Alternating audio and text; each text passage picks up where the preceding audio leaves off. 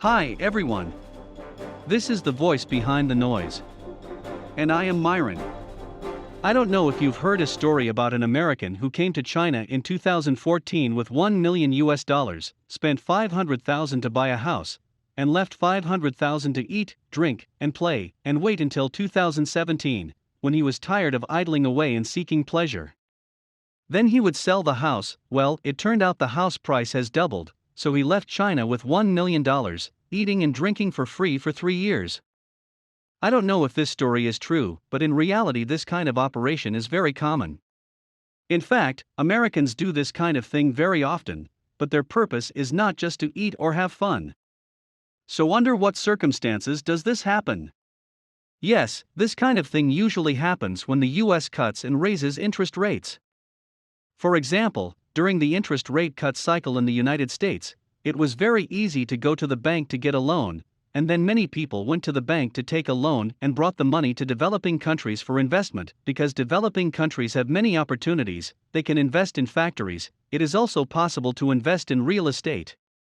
After a wave of investment, factories were built to hire workers, everything is pretty good and getting better, and they began to think that, with the economy so good, should we invest in real estate?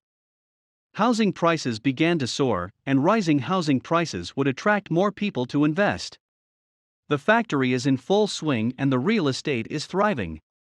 After a few years, when the rise reached its peak, the United States suddenly said that it was going to raise interest rates, and those dollars that had been invested had to go back to the United States, so they get the money back at a high return. There's probably nothing better in the world than coming to a developing country with $1 million, and maybe leaving with $1.5 million. By the time the country's real estate and other assets have bottomed out, the dollar's next expansion cycle will begin again, and people will start investing in dollars.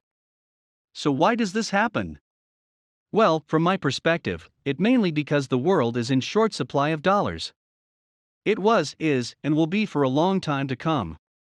Originally, there is no need for a currency in this world to cause trouble for everyone every day, because in the earliest days of human beings, there was no currency at all, and it was barter.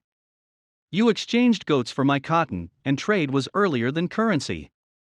But the problem is, you need my cotton, but I don't necessarily need your goat, so you need an intermediate commodity to solve the problem of asymmetric demand. Historically, shells, gold, silver, and copper have all played this role. Then it became Dutch guilders, British pounds, and now US dollars. Is it possible to get rid of US dollars? Okay, we will answer this question in the next video. Please continue to follow us. Okay, that's all for today. See you in the next video.